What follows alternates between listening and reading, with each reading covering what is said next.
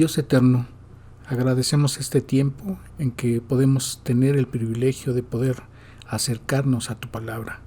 Te rogamos que seas tú la guía y nos permitas tener entendimiento de los pasajes que vamos a ver en este día. Señor, toda la gloria, toda la honra, toda la alabanza son tuyas, Señor. Y Padre, te rogamos que a través de tu Santo Espíritu nos lleves a entender este pasaje que hoy vamos a ver. Gracias, Dios eterno, en el glorioso nombre de tu divino Hijo Jesucristo, nuestro Salvador. Amén. Bien, el día de hoy vamos a concluir con el estudio del libro de Gálatas, y en este caso el capítulo que estaremos viendo es el 6. Entonces vamos a comenzar a partir del versículo 1. Como recordamos en el capítulo 5, que vimos la ocasión anterior, habíamos visto acerca de lo que habla ese capítulo de las obras de la carne y menciona algunos ejemplos de pecado. Asimismo, contrapone la obra del Espíritu Santo, que aquí se llama en ese capítulo los frutos del Espíritu. Y terminó ese capítulo 5 en el versículo 26, diciendo el apóstol Pablo a los Gálatas: no nos hagamos vanagloriosos, irritándonos unos a otros. Entonces, esa vanagloria también es un pecado. Y ese versículo hace liga con este primer versículo del capítulo 6, el cual dice: hermanos, si alguno fuere sorprendido en alguna falta, vosotros que sois espirituales, restauradle con espíritu de mansedumbre, considerándote a ti mismo, no sea que tú también seas tentado. En la palabra de Dios para todos, en esa versión, ese versículo lo traduce de la manera siguiente: hermanos, es posible que alguno de ustedes caiga en la trampa del pecado. Ustedes que son guiados por el Espíritu, acérquense a Él y ayúdenle a corregir su error. Pero ojo, háganlo con humildad, pues ustedes también pueden caer en tentación.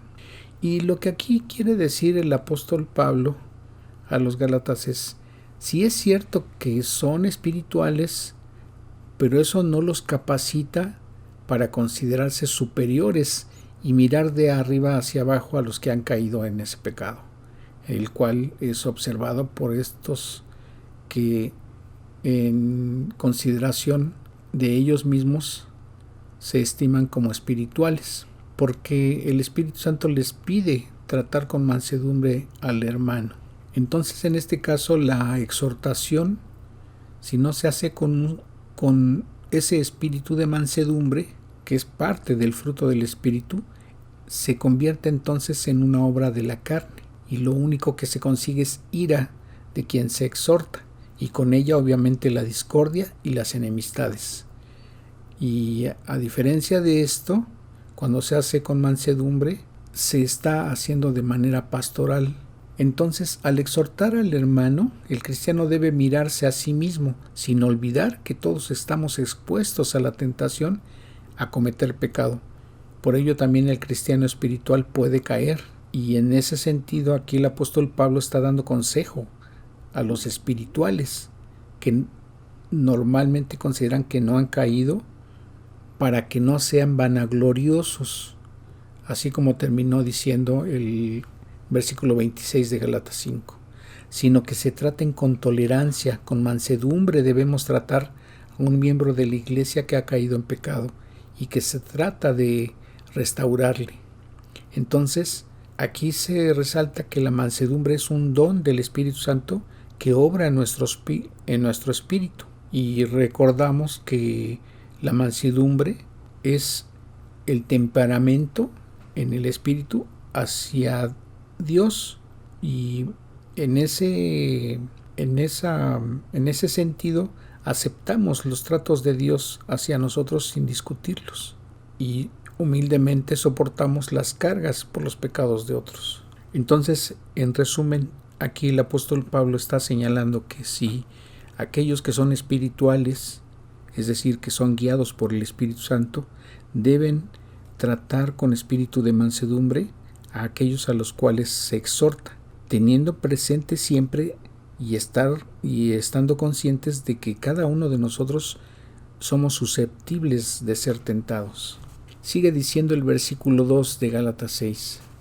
Sobrellevad los unos las cargas de los otros y cumplid así la ley de Cristo. Bien, en este versículo debemos entender que los cristianos debemos ayudarnos a llevar las cargas y ayudándonos mutuamente, de esta manera se cumple la ley de Cristo. En ese sentido, el apóstol Pablo está regresando al concepto del amor que es la ley de Cristo, pues es en el amor cuando se cumple la ley de Él. Así que si los gálatas querían ponerse cargas, entonces ¿por qué no ayudarse los unos a los otros en amor? Eso es lo que tenían que considerar ellos. Continúa diciendo el versículo 3. Porque el que se cree ser algo, no siendo nada, a sí mismo se engaña. Bien, debemos ayudarnos a llevar nuestras cargas porque lo que somos lo hemos recibido y lo que tenemos también. Entonces, no es de nosotros el envanecernos por la propia madurez o querer compararnos con otros. Pues si algunos consideramos que hemos alcanzado cierta madurez, no es por nosotros, sino es la madurez que Dios nos ha dado, porque así ha sido su voluntad. El crecer en su palabra, el darnos entendimiento de su palabra. Entonces, aún si ciertamente hay madurez en el creyente, no debe de vanagloriarse por eso, porque las circunstancias es porque no es correcto compararse unos con otros. Si ciertamente hay madurez, pues se deben de dar gracias a Dios por ello, pero no tratar de exaltarse uno mismo al compararse con alguien que no ha alcanzado la madurez que supuestamente uno tiene. Entonces debe uno de proceder con mansedumbre y con humildad. En ese sentido, pues a cada uno le es dado lo que conforme a la voluntad de Dios ha sido así.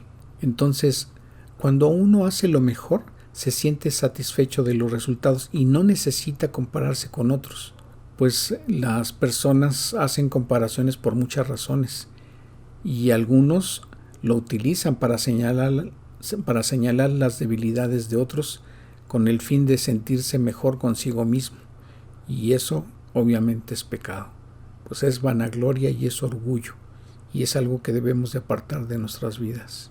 Sigue diciendo el versículo 4 de Gálatas 6. Así que cada uno someta a prueba su propia obra, y entonces tendrá motivo de gloriarse solo respecto de sí mismo y no en otro.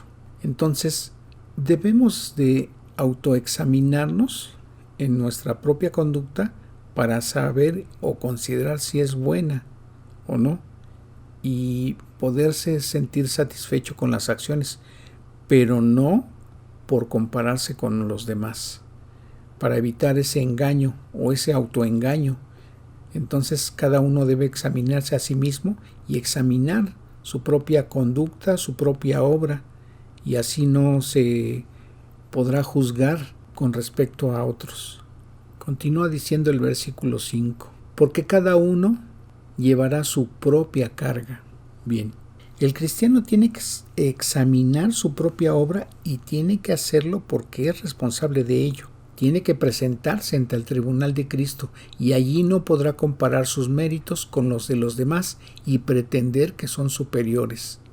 Entonces, desde nuestra vida como creyentes aquí en el mundo, debemos de procurar no tratar de compararnos con los demás. Entonces, como se comentó hace un momento, si hay madurez espiritual, gracias a Dios. El gloriarse no es en el sentido de lo que una persona ha hecho por Dios, sino de lo que Dios ha hecho por medio de él. Recordemos que la obra es de él. Recordemos que la palabra de Dios dice que el Señor preparó las obras de antemano para que anduviésemos en ellas. Entonces, no son nuestras obras, sino es la disposición a la cual el creyente se somete a Dios para participar en su obra. Entonces, El comparar su labor con la de otros puede ser engañoso en el sentido de que se piense que se está actuando mejor que el otro y así caer en la vanagloria. Entonces, en ese sentido puede ser negativo cuando se está considerando el actuar de otros con respecto a uno. Entonces, es algo que debemos evitar. Dice el versículo 6, el que es enseñado en la palabra haga partícipe de toda cosa buena al que lo instruye. Bien, aquí en este versículo el apóstol Pablo está exhortando a la solidaridad que debe existir entre el que recibe la enseñanza de la palabra de Dios y el que es enseñado.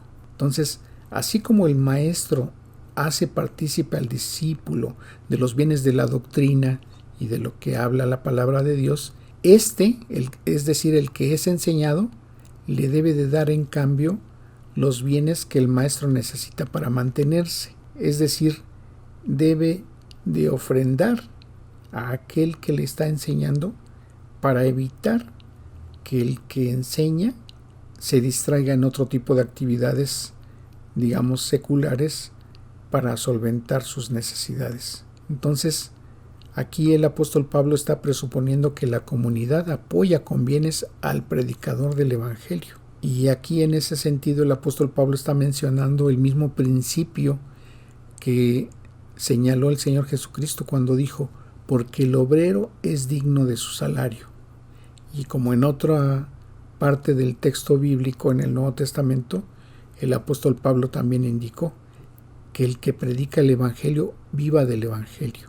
Entonces, en ese sentido, el apóstol Pablo está insistiendo en que debemos de cumplir con nuestra responsabilidad de ofrendar para satisfacer las necesidades de quienes nos enseñan la palabra. Dice el versículo 7, no os engañéis, Dios no puede ser burlado, pues todo lo que el hombre sembrare, eso también segará, es decir, cosechará. Y aquí, en este versículo, el apóstol Pablo está señalando que el carácter de las acciones humanas tiene dos terrenos en el que puede sembrar sus obras, ya sean obras de la carne o acciones en las que intervenga el fruto del Espíritu.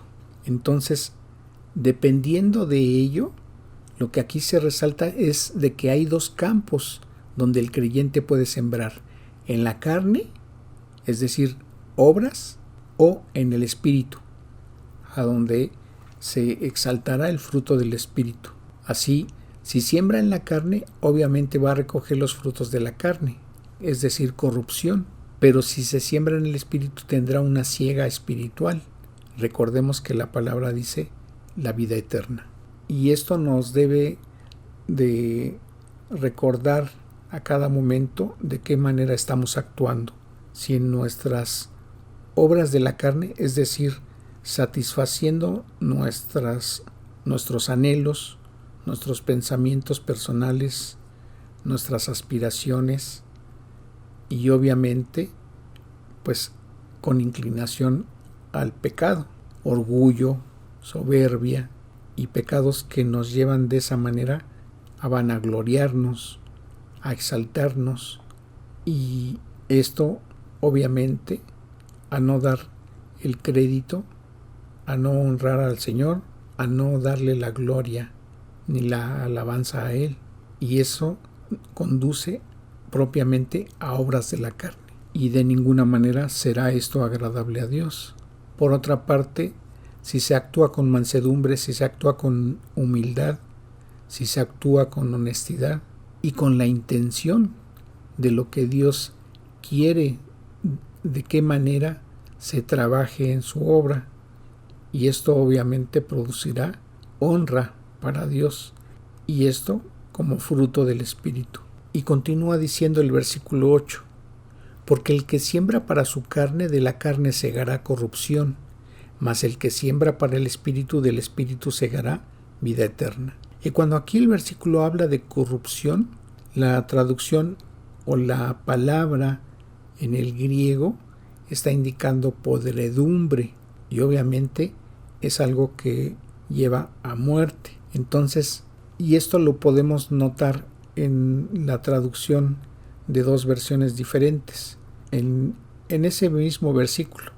La Nueva Traducción Viviente lo traduce de esta manera: los que viven solo para satisfacer los deseos de su propia naturaleza pecaminosa cosecharán de esa naturaleza destrucción y muerte, pero los que viven para agradar al Espíritu, del Espíritu cosecharán vida eterna. Y la versión Dios habla hoy lo traduce de esta manera: el que siembra la semilla de sus malos deseos recogerá una cosecha de muerte. El que siembra la semilla del Espíritu recogerá una cosecha de vida eterna. Entonces, así, al aplicar esta parábola de la siembra y la cosecha a la vida cristiana, se resalta que lo decisivo es el suelo o la tierra o el tipo de tierra en que se siembra. Entonces, o es en la carne o es en el espíritu. Así, quien confía en las obras de la carne y espera fruto de ella, va a cosechar podredumbre, es decir, corrupción, y obviamente muerte. Asimismo, quien siembra en el espíritu, del espíritu va a cosechar vida eterna. Entonces, quien elige el espíritu como tierra para sus acciones, es decir, quien se deja guiar por el Espíritu Santo, cosechará vida eterna sobre ese suelo divino. Así que continúa diciendo el versículo 9: no nos cansemos pues de hacer bien, porque a su tiempo segaremos si no desmayamos.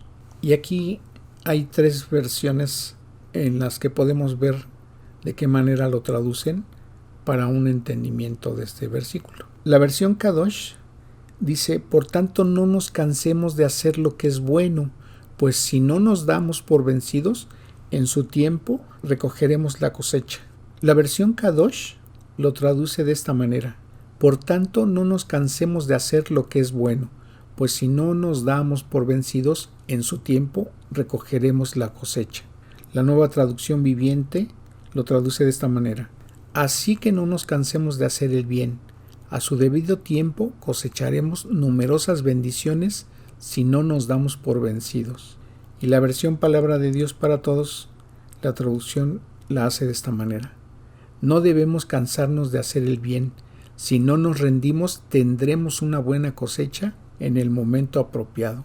Entonces, sembrar en el Espíritu significa hacer el bien guiándose por el Espíritu y por su voluntad. Entonces la cosecha llega a su tiempo. ¿Qué significa esto? Pongamos un ejemplo. En el caso del campesino, cuando siembra la semilla, esto lleva un tiempo en el cual esa semilla recibe agua y empieza a crecer la plantita para que después, cuando tenga cierta madurez, dé su fruto.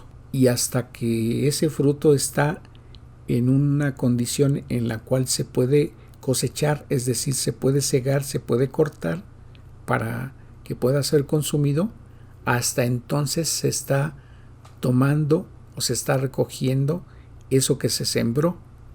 Y obviamente es en el tiempo que tuvo que llevarse para que se diera esto.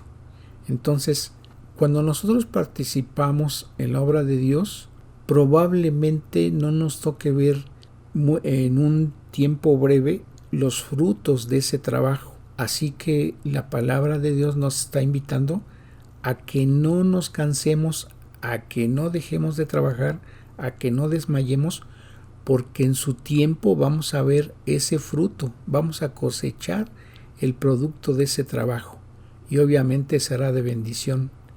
Entonces, aquellos que son pastores, aquellos que son predicadores, aquellos que son maestros de la palabra, deben de trabajar en todo tiempo, en todo momento, y en el tiempo en que Dios lo tenga dispuesto, el fruto de ese trabajo se va a cosechar, se va a recibir, se va a ver y se va a tener como una bendición. Eso es lo que nos está diciendo ese versículo 9. Y continúa diciendo el versículo 10. Así que según tengamos oportunidad, hagamos bien a todos y mayormente a los de la familia de la fe. No es que Dios esté haciendo aquí una diferencia entre un creyente y un no creyente en el sentido discriminatorio, pero sí como hijos de Dios nos pide que la preferencia se dé en ese sentido, en el sentido espiritual, en el sentido material, a los que pertenecen a la familia de la fe. Pero también este versículo nos está diciendo que toda la vida en un sentido es la oportunidad para trabajar, la oportunidad que tenemos ahora. Entonces, todos los creyentes que son sensatos hacen bien a los miembros de su propia familia. Y entonces los que son de la familia de la fe son los que se tiene preferencia en el sentido de prioridad. Dice el versículo 11, mirad con cuán grandes letras os escribo de mi propia mano. Este versículo nos da a entender que el apóstol Pablo había dictado su carta a un colaborador, pero ahora a partir de este momento el apóstol está escribiendo de su puño y letra. Se cree que debido a la debilidad de sus ojos o al padecimiento que él tenía, Pablo escribió en letras grandes. Parece que Pablo tenía dificultad en escribir por causa de su vista, y esto lo hizo escribir las letras más grandes que de lo ordinario. Recordemos que ya anteriormente él había mencionado que aún por el aspecto que tenía, la apariencia de su rostro, por la cuestión de sus ojos, los gálatas no habían mostrado hacia él repugnancia ni aversión, sino que lo habían recibido como si hubieran recibido al mismo Señor Jesucristo. Y aquí esta mención que hace él en este versículo nos da a entender que sí, propiamente tenía un padecimiento en los ojos, y esto lo llevaba a escribir con letras de tamaño más grande. Entonces podemos entender más acerca de este asunto que él padecía y que en la segunda carta a los Corintios él llamó el aguijón en su carne. Entonces muy probablemente este aguijón era una enfermedad en sus ojos. Continúa diciendo el versículo 12, todos los que quieren agradar en la carne, estos os obligan a que os circuncidéis solamente para no padecer persecución a causa de la cruz de Cristo. Bien, como hemos visto a lo largo de esta epístola escrita hacia los Gálatas, desde el primer versículo el apóstol Pablo defiende su apostolado, defiende su autoridad como ministro de la palabra ante ellos y señala a los judaizantes acerca de sus intenciones para apartar a los Gálatas del evangelio verdadero que el apóstol les había predicado. Entonces, aquí en este momento Pablo está descubriendo a sus adversarios diciendo quiénes son aquellos y qué es lo que querían. Ellos intentaban implantar la circuncisión entre los Gálatas, pero esto con una intención. ¿Qué motivo tenían ellos para hacer esto? Ellos quieren aparecer ante el mundo como predicadores y quieren gloriarse de la carne de los Gálatas. Entonces, el motivo que se está manifestando en ellos es egoísta, pues no quieren padecer la persecución por la cruz de Cristo. Es decir, si predicasen la cruz de Cristo sin quitar nada, serían perseguidos por los judíos. En cambio, prefieren predicar la circuncisión como camino de salvación, que obviamente sabemos que esto no iba a ser posible así. Entonces, la doctrina de los judaizantes solamente era externa, y el deseo de ellos era para impresionar a otros externamente. Entonces, ellos no estaban preocupados por agradar a Dios, sino en impresionar a otros por medio de legalismo. Y en este sentido continúa diciendo el versículo 13, porque ni aun los mismos que se circuncidan guardan la ley, pero quieren que vosotros os circuncidéis para gloriarse en vuestra carne. Y aquí podemos ver dos traducciones de qué manera lo traducen en estas dos versiones. La traducción Nueva Traducción Viviente dice en este versículo 13, ni siquiera los que luchan a favor de la circuncisión cumplen toda la ley, solo quieren que ustedes se circunciden para poder jactarse de ellos y decir a todos que ustedes son sus discípulos. La versión en lenguaje sencillo dice: ellos están circuncidados, pero no obedecen la ley de Moisés. Lo único que desean es que ustedes se circunciden para luego decir con orgullo que ellos pudieron convencerles de circuncidarse. Entonces, como vemos, ellos solamente estaban poniendo cargas en los creyentes, y cargas que ni aun ellos podían cumplir y ni siquiera tenían la intención de cumplir. Lo único que pretendían ellos era protegerse para no ser perseguidos por predicar el Evangelio de Cristo. Entonces sigue diciendo el apóstol en el versículo 14: pero lejos esté de mí gloriarme, sino en la cruz de nuestro Señor Jesucristo, por quien el mundo me es crucificado, a mí y yo al mundo. Bien, aquí el apóstol se gloría en la cruz de nuestro Señor Jesucristo, en la muerte expiatoria de Cristo en la cruz, como un ejemplo de su motivo para gloriarse. ¿Por qué? ¿Por qué se gloriaba el apóstol Pablo en la cruz? Porque hemos de testificar del poder de la muerte de Cristo, el cual obra en nosotros como si hubiéramos sido crucificados con Cristo. Y aquí, al decir nuestro Señor Jesucristo, el apóstol está recordando a los Gálatas que ellos tenían una participación en el Señor Jesucristo y por lo tanto ellos deberían de gloriarse en la cruz de Cristo como Él lo hacía. Pero ¿por qué había dicho esto el apóstol Pablo? Dice el versículo 15: porque en Cristo Jesús ni la circuncisión vale nada, ni la incircuncisión, sino una nueva creación. Aquí la versión Biblia al Día lo traduce de esta manera: para nada cuenta estar o no estar circuncidados, lo que importa es ser parte de una nueva creación.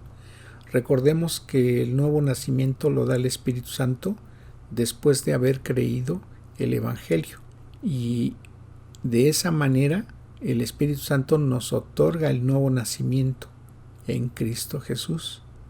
Entonces nos dice la palabra que al tener ese nuevo nacimiento somos una nueva criatura, somos una nueva creación en Él. Entonces ya no se trata de andar en la carne, como el apóstol había aclarado en el capítulo 5, sino andar en el Espíritu para manifestar el fruto del Espíritu. Y de esta manera dice el versículo 16: y a todos los que anden conforme a esta regla, es decir, en el Espíritu, paz y misericordia sea a ellos y al Israel de Dios.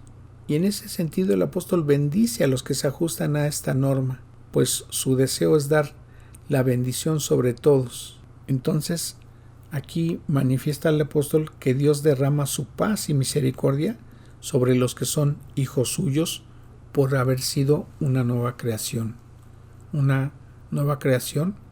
que les ha dado el Espíritu Santo, por creer en el Evangelio. Y sigue diciendo el versículo 17: de aquí en adelante nadie me cause molestias, porque yo traigo en mi cuerpo las marcas del Señor Jesús. Y esto tiene que ver cuando anteriormente habíamos leído que Él se gloriaba en la cruz de Cristo. ¿Qué es lo que está diciendo este versículo? Si lo vemos en la versión en lenguaje sencillo, ese versículo lo traduce de esta manera: de ahora en adelante que nadie me cause problemas. Yo tengo en mi cuerpo las cicatrices que demuestran que he sufrido por pertenecer a Cristo. ¿Y a qué cicatrices o a qué marcas se refiere el apóstol? Las marcas que el apóstol Pablo llevaba en su cuerpo eran consecuencia de los sufrimientos que él había padecido por su trabajo apostólico, como participación en los sufrimientos mismos de Cristo. Y algunos consideran que estas señales se comparan a las marcas que se ponían a los esclavos para indicar quién era su dueño. Entonces, el apóstol estaba asimilando que lo que había padecido en su cuerpo por la persecución que él había tenido, por las ocasiones en que lo apedrearon, por las ocasiones en que lo lastimaron con látigo, por las ocasiones en que fue golpeado, él había quedado con cicatrices. Pero él, lejos de verlo como un padecimiento común, como una consecuencia de la persecución que él había tenido, él lo estaba asimilando como si hubiera sido una señal en su cuerpo o una marca que había permitido su propietario, su dueño, el que lo había sacado, el que lo había comprado para liberarlo de la esclavitud. Entonces, de esa manera el apóstol se estaba asimilando a un esclavo del Señor por las marcas que llevaba en su cuerpo, y se estaba asimilando como si él fuera su esclavo, porque llevaba esas marcas como consecuencia del padecimiento que había tenido por participar en la obra del Señor. Entonces el apóstol Pablo les está pidiendo que no lo molesten, porque les recuerda que las marcas de Jesús en su cuerpo las tiene por una manera así como de estigma, porque él las había padecido por el nombre de Cristo. Entonces les recordaba que muchas de las persecuciones que había sufrido habían sido causadas por los judíos que no querían que Pablo les predicase la cruz de Cristo. Así nosotros como cristianos debemos de preguntarnos todos los días si nuestras cicatrices que están en nuestros cuerpos o en nuestras mentes, en nuestros pensamientos o en nuestras circunstancias, por causa de complacer ¿qué? ¿Nuestra carne o por causa del Evangelio de Cristo? Termina diciendo este capítulo 6 del libro de Gálatas en el versículo 18. Hermanos, la gracia de nuestro Señor Jesucristo sea con vuestro espíritu. Amén. Y aquí el apóstol Pablo está concluyendo como si hubiera vuelto a ganar ya a los Gálatas. Así, la última palabra que les está dirigiendo es de bendición. Y obviamente consideramos que después de todas las maneras en que él argumentó a lo largo de esta epístola acerca de los que se oponían a su predicación, acerca de los judaizantes que estaban llevando a que se circuncidaran los gálatas, él obviamente había tenido victoria.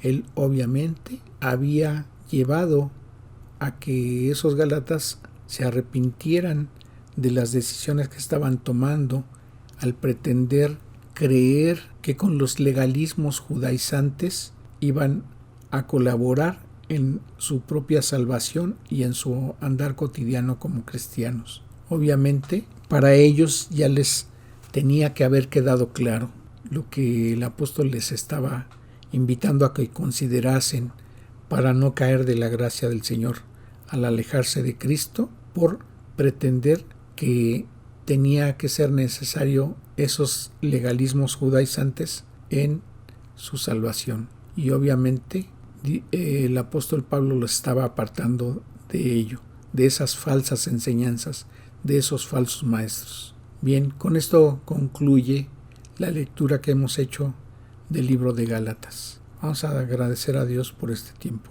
Señor, te agradecemos este acercamiento que hemos tenido a tu palabra, y nos queda claro que en cada enseñanza debemos considerar si se está apegando a lo que tu palabra dice o se están enseñando doctrinas que nos alejan acerca de lo que tu palabra enseña. Te agradecemos, Señor, por este tiempo. Te rogamos tu bendición para todos nuestros oyentes y seguidores o visitantes. Gracias, Señor, en el glorioso nombre de nuestro Salvador Jesucristo, tu divino Hijo. Amén.